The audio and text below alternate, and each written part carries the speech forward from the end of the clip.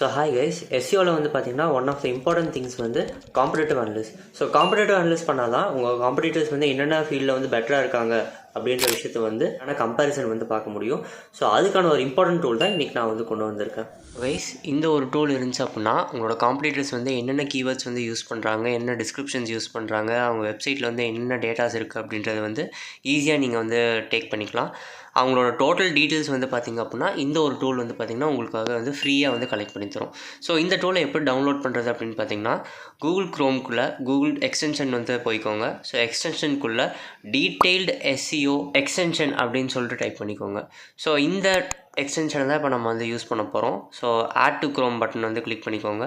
So add to Chrome கொடுத்ததுக்கப்புறமேல்ட்டு download ஆயிரும். So download ஆனதுக்கப்புறமேல்ட்டு மேலே போயிட்டு அந்த எக்ஸ்டென்ஷன் பாரில் பின் டு க்ரோம் அப்படின்ற ஒரு ஆப்ஷனை வந்து செலக்ட் பண்ணி வச்சுக்கோங்க. ஸோ அப்போ தான் உங்களுக்கு வந்து ரெகுலராக அது வந்து ஈஸியாக வந்து ஆக்சஸ் பண்ண முடியும். ஸோ பின் பண்ணி வச்சதுக்கப்புறமேல்ட்டு உங்களோட சைட்டை வந்து ஓப்பன் பண்ணிக்கோங்க. எந்த சைட்டுக்கு நீங்கள் அனலைஸ் பண்ணணும்னு நினைக்கிறீங்களோ அந்த சைட்டை ஓப்பன் பண்ணிக்கோங்க. ஸோ ஜஸ்ட் இந்த பட்டனை கிளிக் பண்ணிங்க அப்படின்னா என்னென்ன டீட்டெயில்ஸ் இருக்குது அப்படின்றது வந்து ஈஸியாக விசிபிளாக இருக்கும். தெரிஞ்சுக்கணும் அப்படின்னா ஒரு ஹாய் சென்ட் பண்ணுங்கள். நானே பர்சனலாக இதோட ஃபுல் டீட்டெயில்ஸ் உங்களுக்கு சென்ட் பண்ணுறேன்.